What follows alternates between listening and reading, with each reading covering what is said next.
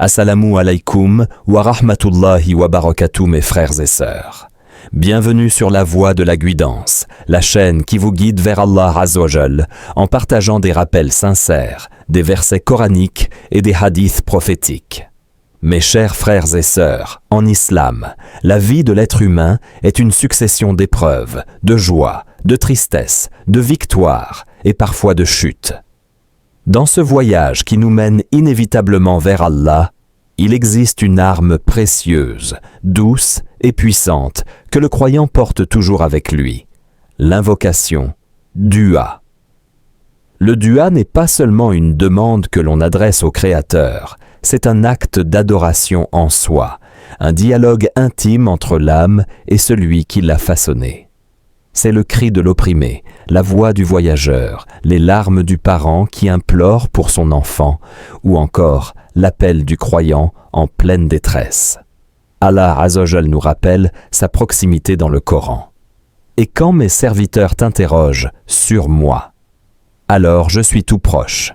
Je réponds à l'appel de celui qui m'invoque quand il m'invoque. » Sourate Al-Baqarah, verset 186. Ces paroles sont un baume pour les cœurs blessés et une source d'espoir pour les âmes éprouvées. L'invocation est la preuve que malgré nos faiblesses et nos manquements, Allah nous tend sa miséricorde et sa générosité à travers un lien direct, sans intermédiaire, sans barrière, sans conditions matérielles. Mais parmi toutes les invocations que les croyants prononcent jour et nuit, certaines possèdent un statut particulier. Allah, dans sa justice et sa miséricorde, a promis de ne jamais les rejeter. Ce sont des invocations qui traversent dans les cieux, atteignent directement le trône du Tout-Puissant et auxquelles une réponse est assurée. Ces invocations, rapportées par le prophète sallallahu alayhi wa sallam dans de nombreux hadiths authentiques, concernent des situations où l'âme humaine est la plus vulnérable, la plus sincère et la plus tournée vers son Seigneur. C'est le cas de l'opprimé, dont le cœur est brisé par l'injustice. C'est aussi celui du voyageur et du parent, dont les prières sont chargées de sincérité et d'amour. Et enfin, c'est l'appel du croyant en détresse, quand il n'a plus personne vers qui se tourner, si ce n'est Allah, le Tout-Puissant.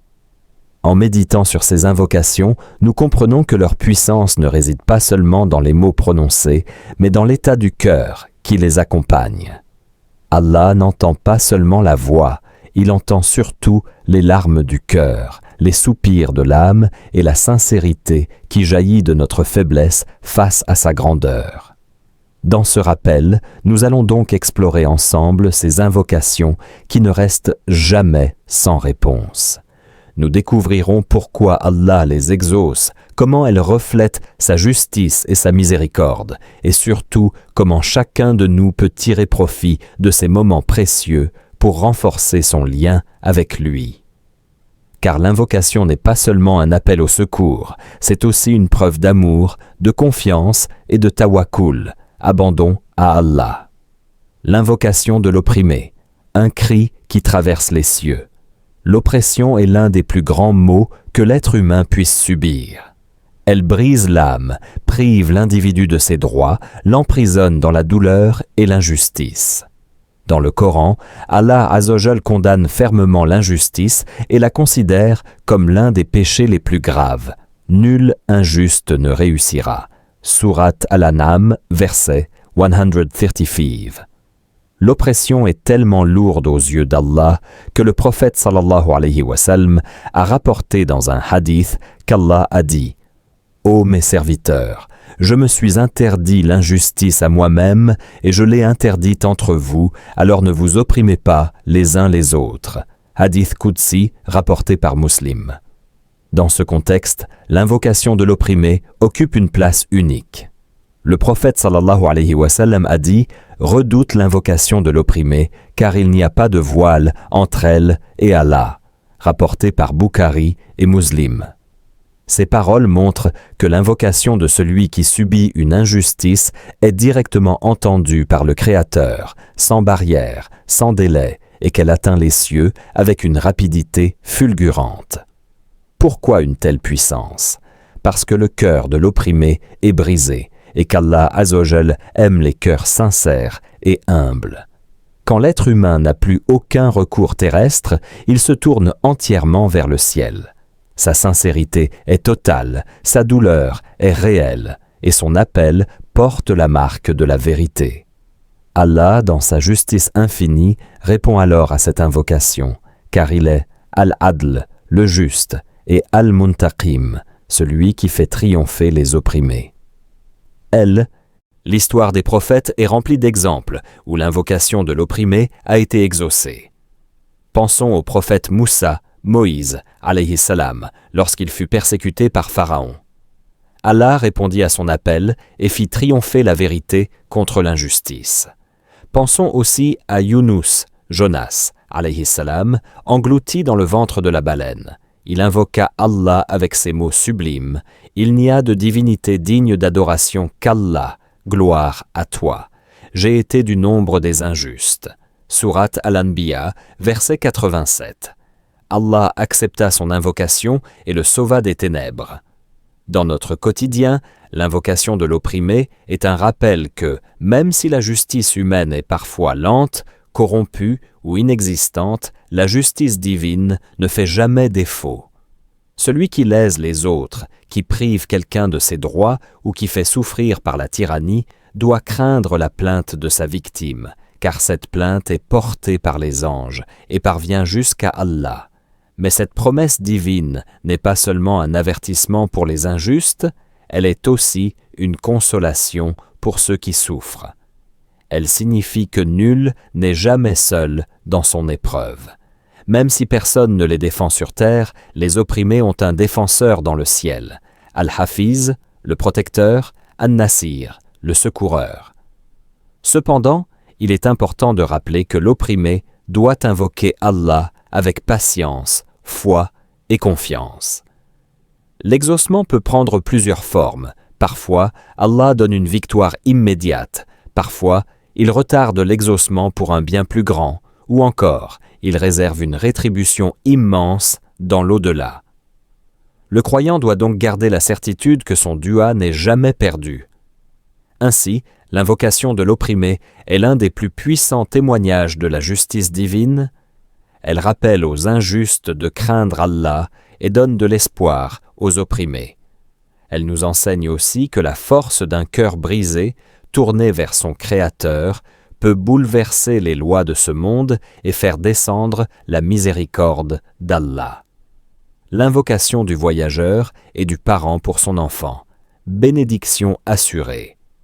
Le prophète sallallahu alayhi wa sallam nous a enseigné que certaines invocations ne restent jamais suspendues. Elles montent vers Allah et trouvent toujours une réponse. Parmi elles, deux sont particulièrement puissantes, l'invocation du voyageur et celle du parent pour son enfant. L'invocation du voyageur. Le voyage, dans la tradition islamique, n'est pas seulement un déplacement physique. C'est un moment d'épreuve, d'incertitude et de dépendance totale envers Allah Azzawajal. Le voyageur quitte ses repères habituels, il affronte la fatigue, les dangers de la route, et son cœur s'attache davantage à son Créateur. Cette vulnérabilité ouvre les portes de la sincérité et c'est pourquoi ces invocations sont exaucées. Le prophète sallallahu alayhi wa sallam a dit « 3 invocations ne sont pas repoussées. L'invocation du voyageur, celle du père pour son enfant et celle de l'opprimé, rapportée par At-Tirmidhi, authentifiée par Al-Albani. Ce hadith met en lumière la valeur spirituelle du voyage. À travers l'éloignement et les difficultés, l'âme du croyant se détache du confort terrestre et s'élève vers Allah. Ses supplications sont empreintes d'humilité et de sincérité, et Allah, dans sa miséricorde, les accueille sans détour. Aujourd'hui, même si nos voyages sont plus sûrs et rapides grâce aux moyens modernes, la sagesse du hadith reste intacte. Chaque déplacement est une occasion de renouveau spirituel. Le voyageur doit donc multiplier les duas pour lui-même, pour sa famille, pour sa communauté et pour l'ensemble des musulmans. L'invocation du parent pour son enfant. L'amour parental est l'un des sentiments les plus purs et les plus désintéressés qu'Allah ait placé dans le cœur humain. Cet amour sincère, lorsqu'il se transforme en invocation, acquiert une puissance exceptionnelle. Le prophète sallallahu alayhi wa sallam a souligné que l'invocation du père ou de la mère pour son enfant ne reste jamais sans effet. Dans le Coran, nous trouvons de nombreux exemples où les parents invoquent Allah pour leurs enfants. Ibrahim alayhi salam pria ainsi. « Seigneur, fais de moi un observateur assidu de la prière et aussi de ma descendance. Seigneur, agrée ma prière. » Sourate Ibrahim, verset 40. Ces invocations ne sont pas de simples paroles, elles sont l'expression d'une responsabilité spirituelle et d'un amour éternel. Les parents doivent donc être conscients de cette arme précieuse. Plutôt que de maudire leurs enfants dans les moments de colère, ce que le prophète sallallahu alayhi wa sallam a interdit, car cela peut être exaucé, ils devraient multiplier les bénédictions et les duas pour leur succès, leur guider et leur piété. Imaginez une mère, les mains levées après la prière de Fajr, implorant Allah pour que son fils soit protégé de la déviation, que sa fille soit guidée vers le bien, que ses enfants soient bénis dans leur foi et leurs affaires. Ces invocations, empreintes de larmes et de sincérité, sont plus précieuses que tous les biens de ce monde. Elles accompagnent les enfants tout au long de leur vie, même lorsqu'ils sont loin. Le lien spirituel entre voyageurs et parents. Ces deux catégories d'invocations se rejoignent dans un point essentiel, la sincérité absolue. Le voyageur, par sa fragilité, et le parent, par son amour, invoquent Allah avec un cœur pur et détaché. Et Allah Azzawajal aime répondre aux supplications sincères. Ainsi, les musulmans doivent se rappeler que ces moments privilégiés sont des portes ouvertes vers la miséricorde divine. Chaque voyage est une occasion d'implorer, chaque prière d'un parent est une protection pour la vie entière de l'enfant. L'invocation du jeûneur et de celui qui rompt son jeûne, un moment béni et jamais refusé. Le jeûne est un acte d'adoration qui purifie le corps et élève l'âme. Il est à la fois une discipline physique, un effort spirituel et un secret entre le serviteur et son Seigneur. Allah Azzawajal dit dans un hadith qudsi rapporté par Al-Bukhari et Muslim, « Le jeûne est à moi et c'est moi qui en donne la récompense. » Cette proximité particulière entre Allah et le jeûneur confère à ces invocations une puissance unique. Le prophète sallallahu alayhi wa sallam nous a enseigné que parmi les invocations qui ne sont jamais repoussées figure celle du jeûneur, en particulier au moment où il rompt son jeûne. Le jeûneur, aimé d'Allah et exaucé. Pendant ces heures de jeûne, le croyant se prive volontairement de nourriture, de boisson et de désirs par amour et obéissance à Allah. Cette sincérité attire la miséricorde divine. Le prophète sallallahu alayhi wa sallam a dit « 3 invocations ne sont pas repoussées. L'invocation du jeûneur jusqu'à ce qu'il rompe son jeûne, celle du dirigeant juste et celle de l'opprimé. » Rapporté par Ibn Majah, authentifié par Al-Albani. Ainsi, tant que le jeûneur observe sa journée avec patience et piété, ses prières montent vers Allah et trouvent un accueil assuré. C'est un temps de purification où le cœur, débarrassé des distractions matérielles, s'oriente avec sincérité vers son Créateur. Le moment de la rupture du jeûne, une porte du ciel ouverte. Au coucher du soleil, lorsque le jeûneur s'apprête à rompre son jeûne, il vit un instant d'intense gratitude. La faim et la soif accumulées lui rappellent sa dépendance totale envers Allah. Au moment de prendre la première bouchée ou la première gorgée d'eau, son cœur est dans un état de reconnaissance profonde. C'est précisément à cet instant que les invocations atteignent leur sommet d'efficacité. Les pieux prédécesseurs considéraient ce moment comme une station spirituelle où les portes du ciel s'ouvrent. Beaucoup d'entre eux préparaient leurs demandes dès la journée pour les présenter à Allah au moment du Maghrib. Certains imploraient pour leur famille, leur subsistance, leur guidée, tandis que d'autres demandaient avant tout la proximité d'Allah et la réussite dans l'au-delà. Exemple d'invocation recommandée, le prophète sallallahu alayhi wa sallam avait pour habitude, au moment de rompre son jeûne, de dire « Dhahaba ad-dama wabtallati al-uruq wa thabata al-ajru insha Allah » La soif s'est dissipée, les veines se sont humidifiées et la récompense est assurée si Allah le veut. En plus de cette invocation, le croyant peut demander toutes choses licites, la santé, la réussite, la protection contre les épreuves, le pardon de ses péchés et surtout la guidance. C'est un moment idéal pour supplier Allah avec insistance. L'enseignement spirituel pour notre époque. Aujourd'hui, beaucoup vivent le jeûne comme une habitude culturelle ou une simple privation physique. Mais ce hadith vient nous rappeler qu'il s'agit avant tout d'une occasion d'intimité avec Allah. L'invocation du jeûneur n'est pas liée uniquement au mois de Ramadan. Chaque jeûne surérogatoire, comme les lundis et jeudis, les jours blancs ou le jour de Arafat, est également un moment d'exaucement. Cela signifie que le croyant a de nombreuses occasions dans l'année pour profiter de cette faveur divine.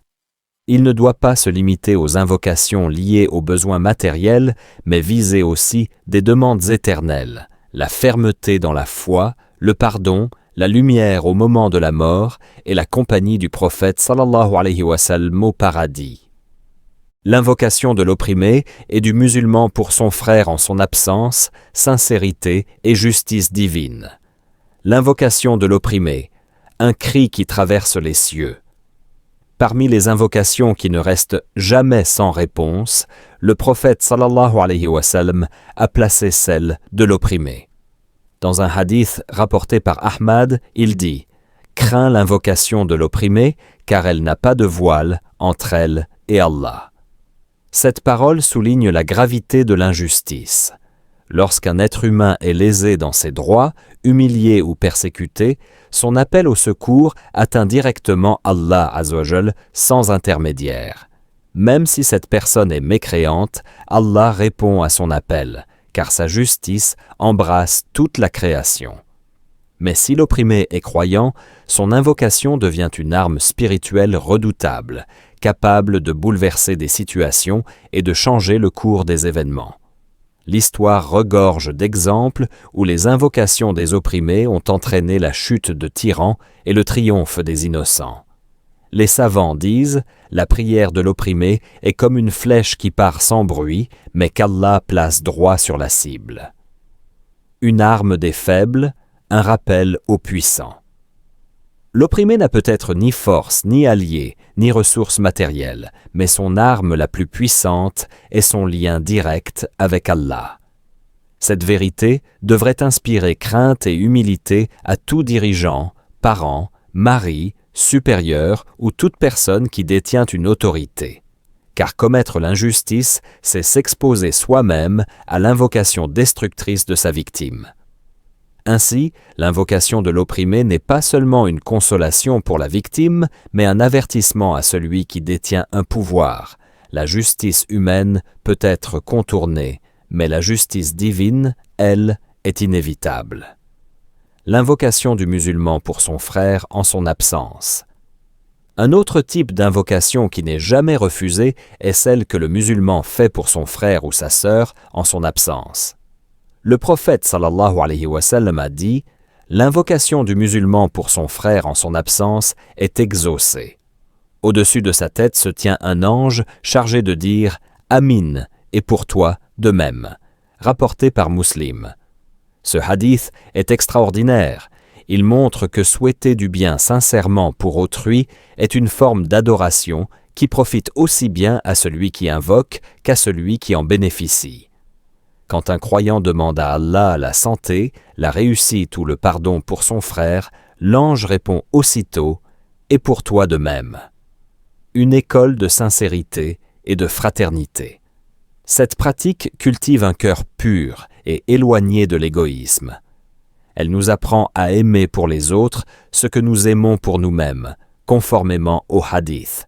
Aucun de vous ne croit véritablement tant qu'il n'aime pas pour son frère ce qu'il aime pour lui-même, rapporté par Al-Bukhari et Muslim. Dans un monde marqué par la rivalité et l'envie, invoquer pour son frère en son absence est une façon de purifier son intention et de renforcer les liens de fraternité. C'est aussi un moyen d'obtenir pour soi-même les mêmes bienfaits que l'on demande pour autrui. Enseignement spirituel et actualité. L'invocation de l'opprimé et celle pour le frère absent révèlent deux dimensions essentielles de l'islam, la justice et la solidarité. La première rappelle que nul ne peut se cacher de la justice divine et la seconde montre que la force du croyant réside dans son amour et ses prières pour ses frères et sœurs. Aujourd'hui encore, alors que de nombreux peuples vivent sous l'oppression et que la division mine parfois les communautés musulmanes, ces deux types d'invocations restent d'une actualité brûlante. L'opprimé doit savoir que sa voix atteint les cieux, et chaque croyant doit multiplier les invocations pour ses frères, qu'ils soient proches ou lointains. L'invocation des parents pour leurs enfants, une bénédiction qui façonne le destin. La place particulière des parents dans l'islam. En islam, le lien entre parents et enfants est sacré. Allah Azzawajal a associé dans plusieurs versets l'obéissance envers lui à la bienfaisance envers les parents. Leur statut élevé fait que leurs paroles, leurs prières et leurs invocations ont un poids immense auprès d'Allah. Le prophète sallallahu alayhi wa sallam a d'ailleurs affirmé « 3 invocations sont exaucées sans aucun doute, celle de l'opprimé, celle du voyageur et celle des parents pour leurs enfants, rapportée par At-Tirmidhi. » Cela signifie que les supplications des parents pour leurs enfants sont enveloppées de bénédictions et acceptées par Allah, car elles naissent d'un amour sincère et d'une responsabilité naturelle. Les invocations positives des parents. Quand un père ou une mère invoque Allah pour que son enfant réussisse, soit protégé, guidé et comblé de bienfaits, ses prières deviennent une source de lumière pour sa vie. L'histoire des prophètes illustre cette vérité. Par exemple, le père du prophète Youssouf, Jacob, paix sur lui, implorait constamment Allah pour la protection et le destin de ses enfants. De même, le prophète Ibrahim, paix sur lui, a multiplié les invocations pour sa descendance, disant « Seigneur, fais de moi un observateur assidu de la prière, ainsi que de ma descendance. Seigneur, exauce ma prière. » Coran, verset 40. Ces invocations montrent que la prière des parents est un investissement spirituel qui peut accompagner l'enfant toute sa vie, même après la mort des parents. Les dangers des invocations négatives. Si les prières positives des parents sont bénies, leurs invocations de colère ou de malédiction peuvent également être exaucées. Le prophète sallallahu alayhi wa sallam a mis en garde. Ne faites pas de doua contre vous-même, ni contre vos enfants, ni contre vos biens, de peur que cela ne coïncide avec une heure où Allah exauce les invocations, rapportées par Muslim. Cela rappelle aux parents la responsabilité de leurs paroles. Même dans les moments de fatigue ou de colère, ils doivent éviter d'invoquer le mal contre leurs enfants, car leurs supplications pourraient être exaucées. L'équilibre entre éducation et invocation. Les invocations des parents ne remplacent pas l'éducation, mais elles la complètent. Éduquer un enfant dans la foi, la morale et la responsabilité est essentiel, mais invoquer Allah pour sa réussite spirituelle et matérielle en est le secret caché. C'est un rappel que les parents ne peuvent pas tout contrôler, mais qu'ils doivent remettre le cœur et le destin de leurs enfants entre les mains d'Allah Azzawajal. Ainsi, le tawakkul, la confiance en Allah, s'exprime aussi dans le rôle des parents. Ils font de leur mieux pour orienter leurs enfants, mais ils confient le reste à Allah Azzawajal par leurs invocations constantes. Enseignement spirituel et actualité. Dans un monde où les jeunes sont confrontés à de nombreuses tentations et épreuves, les invocations des parents deviennent plus importantes que jamais. Elles servent de bouclier invisible et de lumière dans l'obscurité. Beaucoup d'histoires modernes témoignent de personnes sauvées ou guidées par la baraka des prières de leur mère ou de leur père. Chaque parent doit donc multiplier les invocations positives pour ses enfants, pour leur foi, leur protection, leur mariage, leurs études et leur avenir. De même, chaque enfant doit se rappeler qu'une partie de sa réussite provient peut-être des prières silencieuses de sa mère la nuit ou de son père à l'aube. L'invocation du voyageur et du jeûneur, un privilège d'acceptation garantie. Le voyageur, un cœur humble et proche d'Allah. Le prophète sallallahu alayhi wa sallam a enseigné que l'invocation du voyageur fait partie des prières qui ne sont jamais rejetées. Cela s'explique par la situation particulière du voyageur. En déplacement, il quitte son confort, fait face à la fatigue, à l'inconnu et parfois au danger. Cette vulnérabilité rapproche son cœur d'Allah exalté soit-il. Le voyage devient alors une épreuve qui purifie l'âme et ouvre la porte à l'exaucement des prières. Le hadith du prophète sallallahu alayhi wa sallam dit clairement: 3 invocations sont exaucées sans aucun doute: l'invocation de l'opprimé, l'invocation du voyageur et l'invocation du parent pour son enfant. Rapporté par At-Tirmidhi. Ainsi, chaque voyage peut devenir une opportunité spirituelle. Que ce soit un court déplacement ou une longue expédition, le croyant doit en profiter pour multiplier ses invocations, demander protection, guidance et bénédiction. La symbolique spirituelle du voyage. Le voyage en islam n'est pas seulement physique, il représente aussi un état de transition. Le croyant est rappelé que sa vie entière est un voyage vers l'au-delà. Le déplacement terrestre renforce donc ce sentiment de dépendance envers Allah. Lorsque le croyant s'éloigne de son foyer, il ressent plus intensément le besoin de sécurité et de soutien, ce qui rend son invocation sincère et dépouillée de toute superficialité. De plus, dans l'histoire des prophètes, beaucoup de grandes révélations et bénédictions se sont produites en contexte de voyage. L'hégire du prophète, sallallahu alayhi wa sallam, les voyages d'Ibrahim, paix sur lui, et de Moïse, paix sur lui. Ces récits rappellent que le voyage est souvent lié à un renouveau spirituel. Le jeûneur, une invocation bénie jusqu'à la rupture du jeûne. Le jeûneur fait également partie de ceux dont les invocations sont acceptées. Le prophète sallallahu alayhi wa sallam a dit « 3 invocations ne sont pas repoussées. Celle du jeûneur jusqu'à ce qu'il rompe son jeûne, celle du dirigeant juste et celle de l'opprimé, rapportée par At-Tirmidhi. Pendant le jeûne, le croyant dompte ses passions, affaiblit son ego et purifie son cœur. Son état d'humilité et de soumission rend ses invocations plus sincères et plus proches d'Allah. Ainsi, le moment qui précède la rupture du jeûne est particulièrement béni. La dimension spirituelle du jeûne et de l'invocation. Le jeûne est un acte de foi intime entre le serviteur et son Seigneur. Contrairement aux autres actes visibles, seul Allah connaît vraiment la sincérité du jeûneur. C'est pourquoi il accorde à cette adoration une récompense illimitée. Comme mentionné dans un hadith qudsi, le jeûne est pour moi, et c'est moi qui en donne la récompense, rapporté par Al-Bukhari et Muslim. L'invocation du jeûneur reflète donc cette proximité particulière avec Allah. Chaque supplication devient un moyen de renforcer son lien spirituel et de demander ce dont il a le plus besoin: la guidance, le pardon, la subsistance et la protection. Enseignement pratique et spirituel.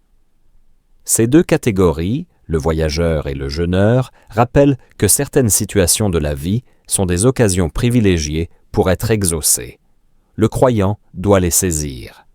Concrètement, le voyageur doit multiplier les invocations pour la protection de sa famille, la bénédiction de son voyage et le succès dans ses projets.